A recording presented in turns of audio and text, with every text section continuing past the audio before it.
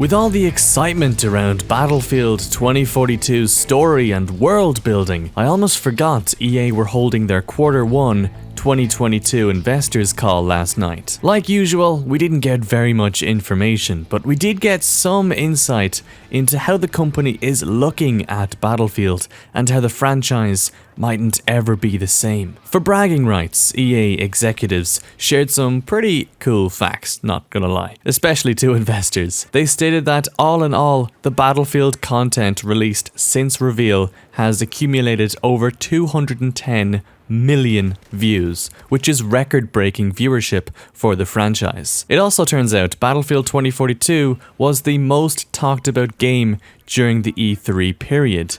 Now, this is obviously impressive, but I think we should understand that significantly less games were shown this year compared to previous years. Call of Duty, for example, has yet to be revealed. There were no new Star Wars games, nothing to do with Grand Theft Auto. You know, I just wanted to note that Battlefield was one of just a few massive AAA titles shown this summer. The EA executives then go on to share that Battlefield 2042 is still on schedule for a holiday season release this year. I know there have been some concerns because we haven't seen actual gameplay, that maybe EA were lying at the start of the year about the game being ahead in development, but if the release window sticks, then they must still be confident. The biggest piece of information shared though was this quote: "We think Battlefield will return to an every other year launch, I would say. I think that is our orientation. But more importantly, I think you should think about Battlefield as a service. What we announced and what we're doing for the launch of this game is really revolutionizing and reinventing what our all-out epic scale warfare is in the context of gameplay. In addition to that, you've heard us announce Battlefield Portal, which really starts to lean into user-generated content and will drive deep long-term engagement in the game." Alright, there's a lot to digest there. It looks as if Battlefield 2042 will actually not be supported for as long as we thought, instead returning to the franchise's usual 2-year rotation. Battlefield 1 in 2016, Battlefield 5 in 2018, then a longer gap to 2021's Battlefield 2042, but back on track with, let's call it Battlefield 7 in 2023. What I think EA are doing here is putting their mainline games back on schedule, releasing every 2 years, but will keep their other game types completely separate. Essentially, this looks like what Call of Duty are doing with their games and Warzone. Battlefield 2042 this year alongside Portal and Hazard Zone,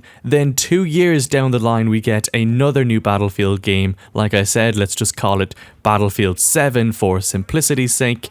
Portal and Hazard Zone are still supported even after Battlefield 7 releases. Maybe they both get some new content depending on that game's era. Just like Warzone when Black Ops Cold War was released. This point is further developed when Hazard Zone is asked about by one of the investors. This is what EA's response was to that. "We haven't disclosed a lot about what's going on there, and you'll hear more about that in the coming months. You should understand that this really forms the foundation for what we believe the future of a live service around Battlefield is, which over time will include a mobile launch, will include some free-to-anchor components, and really change the nature of what happens from launch to launch. An every other year launch probably makes sense as we think about it today. We're really focused on a 365-day engagement in the franchise at a platform level across any device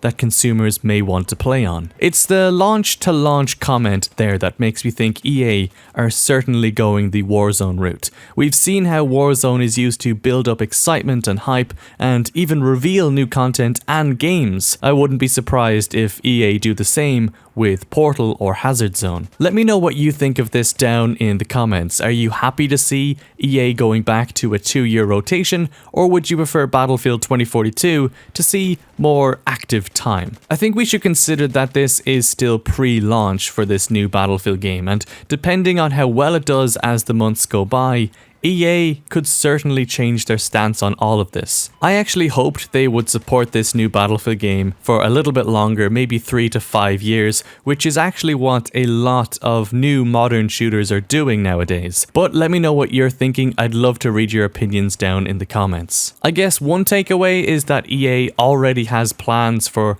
the Battlefield game after 2042, and maybe they're just eager to get that one out to the market 2 years from now. But anyway, thank you for watching. For more Battlefield 2042 content, tickle that subscribe button. I would really appreciate that. Until the next one though, I'll see you lads later.